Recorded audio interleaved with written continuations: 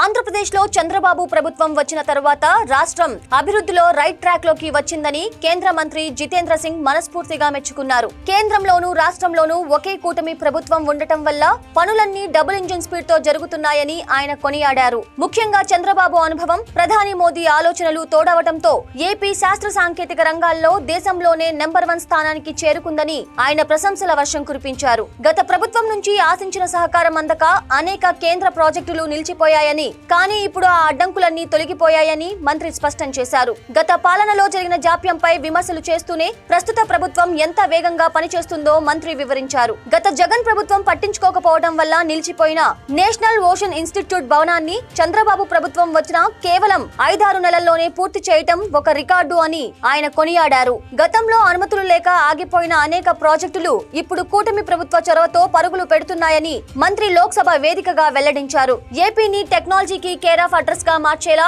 అమరావతిలో దేశంలోనే మొదటి క్వాంటమ్ హబ్ ఏర్పాటు చేయడం గర్వకారణమని మంత్రి చెప్పారు. సైన్స్, టెక్నాలజీ, ఇన్నోవేషన్ హబ్ల ఏర్పాటులో ఆంధ్రప్రదేశ్ ఇప్పుడు దేశానికే మార్గదర్శిలాగా మారిందని ఆయన వెల్లడించారు. ప్రస్తుతం రాష్ట్రంలో ఉన్న 8 కీలక పరిశోధనా సంస్థలు సుమారు 15 ప్రధాన విద్యా సంస్థల అవసరాలను తీరుస్తూ విద్యార్థులకు, పరిశోధకులకు ఎంతో మేలు చేస్తున్నాయని ఆయన ప్రత్యేకంగా ప్రస్తావించారు. రాష్ట్రానికి భవిష్యత్తులో కేంద్రం నుంచి మరిన్ని నిధులు, ప్రాజెక్టులు అందుతాయని మంత్రి భరోసానిచ్చారు. వచ్చే మార్చి నాటికి ఆంధ్రప్రదేశ్ కు మరిన్ని కొత్త టెక్నాలజీ హబ్లను కేటాయించే విషయాన్ని కేంద్ర ప్రభుత్వం సానుకూలంగా పరిశీలిస్తుందని హామీ ఇచ్చారు. ప్రధాని మోదీ విజన్, చంద్రబాబు పాలనా దక్షత కలిసి ఏపీని శాస్త్ర సాంకేతిక రంగాల్లో సరికొత్త రికార్డుల వైపు నడిపిస్తాయని జితేంద్ర సింగ్ ఆశాభావం వ్యక్తం చేశారు.